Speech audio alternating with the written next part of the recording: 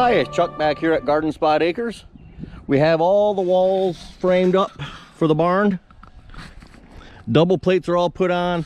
All my blocking between the studs is done. And I've started putting on my floor joist for the loft. I got the first one placed in here.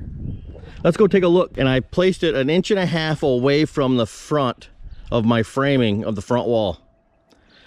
That's because my truss is going to land right here flush with this.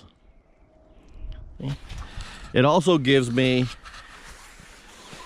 an area over here where my gambrel trusses are going to run right up along this angle. You can see the angle there. And I can attach my truss right to this floor joist. So here's a closer up shot of the end of my floor joist here.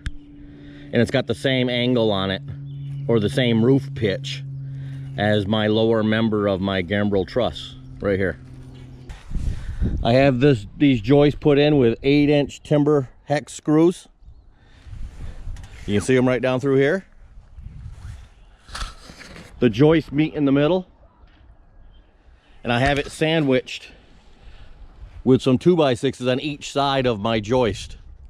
The trusses, these do not get in the way of the trusses. The trusses have nothing in the middle of the trusses. It just has the gambrel style truss. What I did do with my gable trusses though, on the front one I have a 2x that's exactly at this level right here. So when I put the truss on, the 2x actually is above here, so that's not going to get in the way of that either. It's actually going to rest right on here, and I'm going to end up putting a couple more of those in on each side of the splice 2x6 over here. I'll put one on that end down there, down in the middle somewhere, and I'll put one down in here. That way I can actually screw right down from the 2x4 in the truss right into those extra blockings that I put. So it'll go right about here, and the other one can screw into this one up here. Because I do have joists and trusses landing on these top plates at the same time, I got to make sure I lay out my trusses exactly 24-inch on center. I'm going to hook my tape on the end, come over here, I marked it at 24 inches.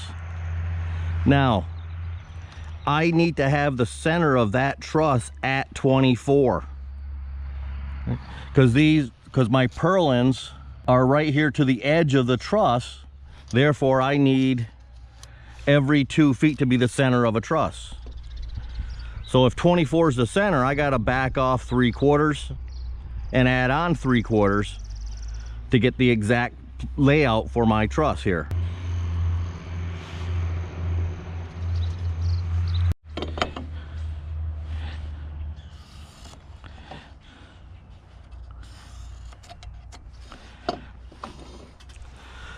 So my first truss lands here. Now, where do I want my joist to be? One of my joists is going to come in on one side of the truss. On the other side, on the other wall, the joist will be on the other side of the truss, because I'm going to sandwich my joist up here with a 2x piece on top of the load bearing wall. So you'll see what I mean here in a little bit when I get going. I can't put both of my floor joists on the same side of the truss. In order to do that, I have to butt my floor joists together. I only get like 1.75 inches on top of my load bearing wall. So I'm going to overlap them. They're going to be 8-footers covering 7 feet, but with a sandwich of a 2x6 in between them. So one can be on one side of the truss, and on the other wall it'll be on the other side of the truss. Okay, hope that makes sense. It will in a minute when I go ahead and I'm going to lay this out and get started. Have my truss layouts done. Now I'm going to go over and grab some 2x6s by 8 foot long. I'm going to cut the angles off on the ends to match the angles on my trusses on the roof pitch. Then we're going to place 2 of them in to show you how I'm doing this. Okay, I have 2 of my 2x6s for my loft floor joists. And all I'm going to do here is measure off 2 1/8 inches this way, connect from this corner here down to there, and that gives me my angle on my trusses. So 2 1/8, 2 1/8 right there.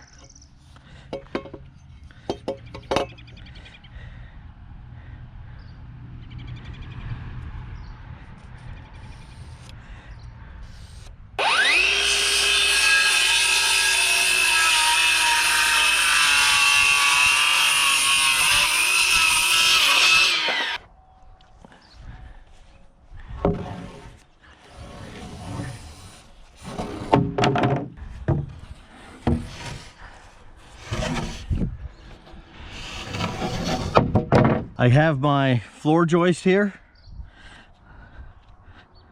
placed in. I want to make it flush right out here with the angle just like that one is.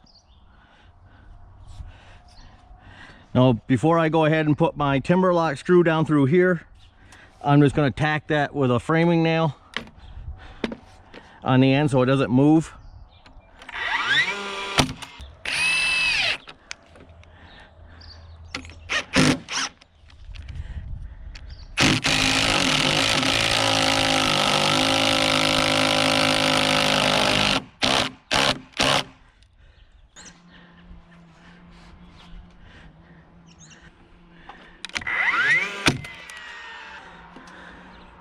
And you can see how far that's going down. If I sink it to there, you can see how close that is to the other end. So she's really getting a good bite there.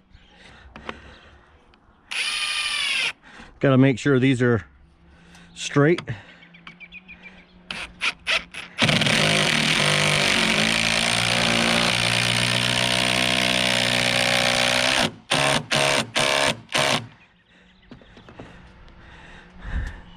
There we go. I'm gonna go cut probably a 8-inch piece for the between up here, and we'll show you how I'm gonna lock those together.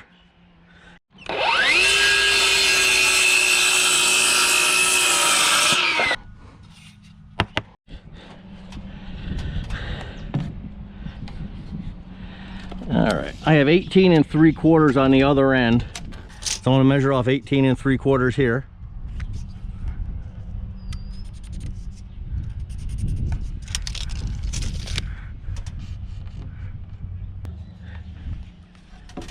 Take my filler piece,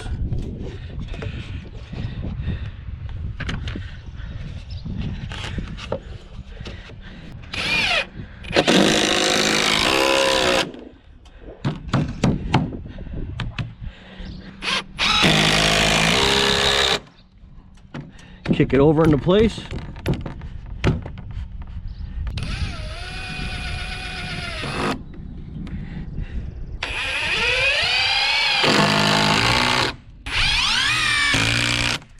I'm gonna go ahead and complete this. I'll be back with you when that's done. All right, I'm placing my last joist in here, and this is the last one towards the storage area right here. And I gotta put it together butt to butt, just like I did on the first one. 6 feet, a little over 6 feet.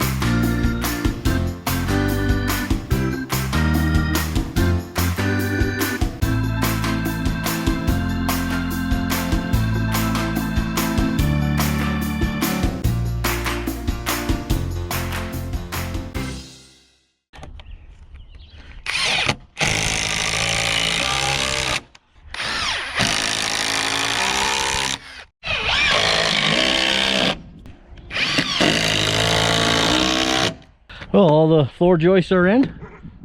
Then my last step is just to toenail the centers into the load bearing wall here.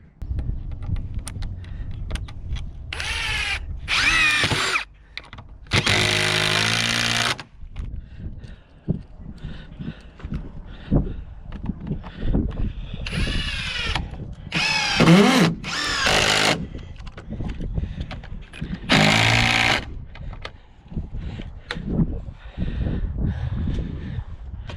already marked out the locations for these.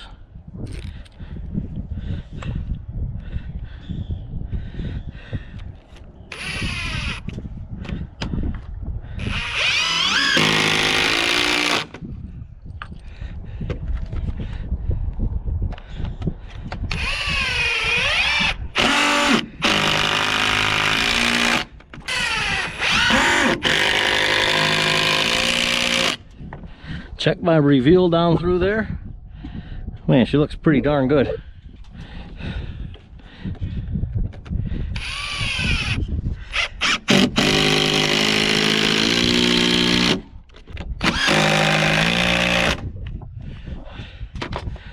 All right, one last step to go is put the flooring on here. Like I said, I have I think it's 1 by 10 by 12 foot tongue and groove. So I got enough to sheathe this, and that'll make putting the trusses up a lot easier.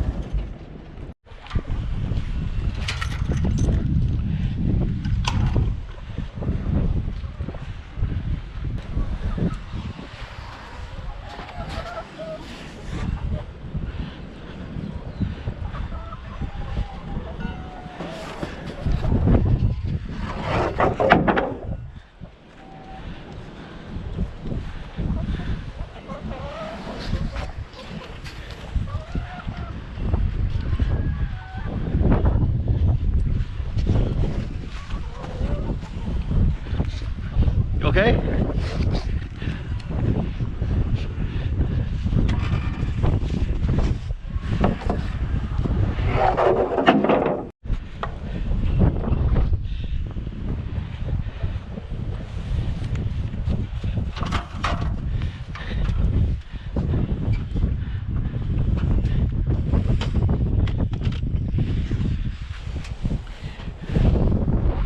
Oh, breezy day out here, so it'll be fun.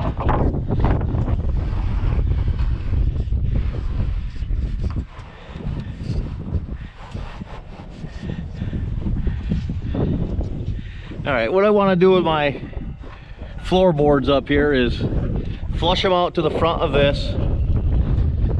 Maybe I'll even back them off of 1/8 of an inch or so. I'm going to set them back. I have 18 boards. It'll cover all but 4 inches of this. So I'm going to set them back 2 inches from here. Hopefully they'll come out pretty close on the other side.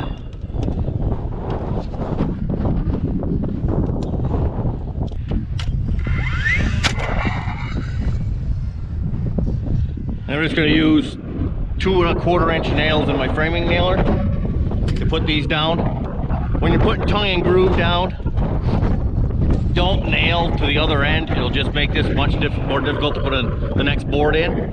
Okay, so this board's got to slip inside of, this groove's got to slip in top of that tongue over here. You see it there? So you don't want to tighten this right down. It'll just make this putting this in much more difficult. So I'm gonna go down and through just tack. I'm gonna tack the groove side all the way down through here. All right, I'm in the middle. I marked off 2 inches, put a nail in. I'll go down the end, do the same thing. Then I get a few of these on. I can climb up on the loft floor, and this will go quickly.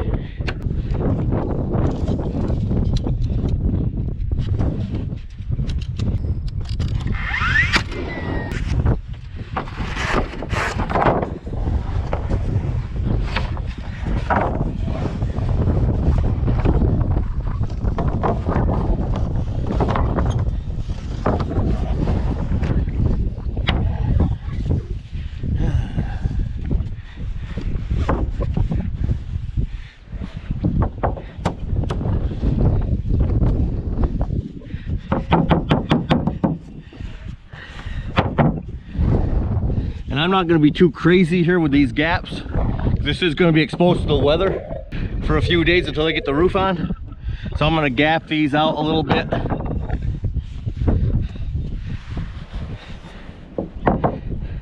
Now if you were doing these inside of a house, you'd want to put these inside, let them acclimate to the humidity, then put them together. But these were inside, so if they get wet, they're going to swell. So I'm going to leave a gap here so they can swell up a little bit. That looks good right there. Make sure I'm off the edge. All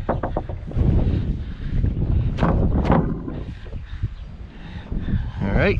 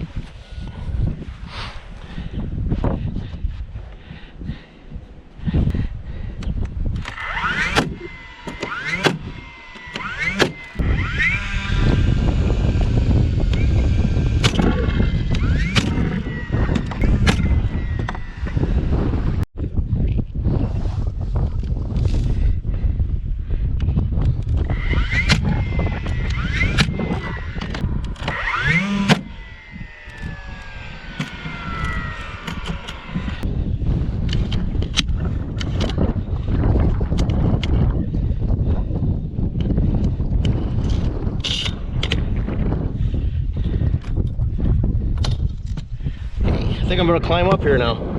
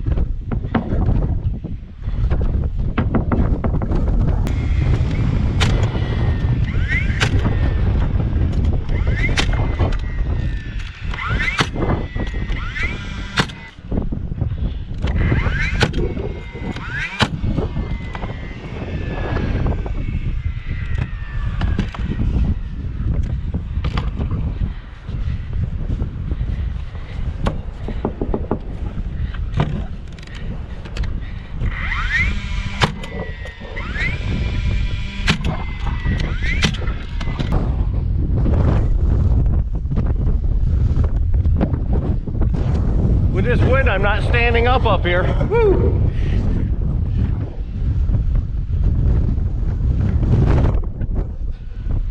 I'm gonna go ahead and get a bunch more of these boards on. I'll come back with you when that's done.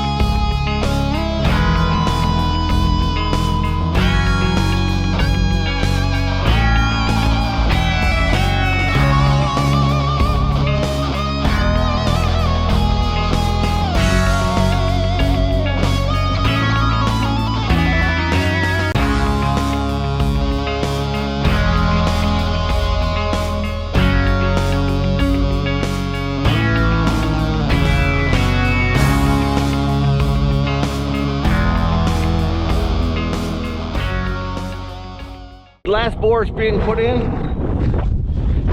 Let me go ahead and nail this.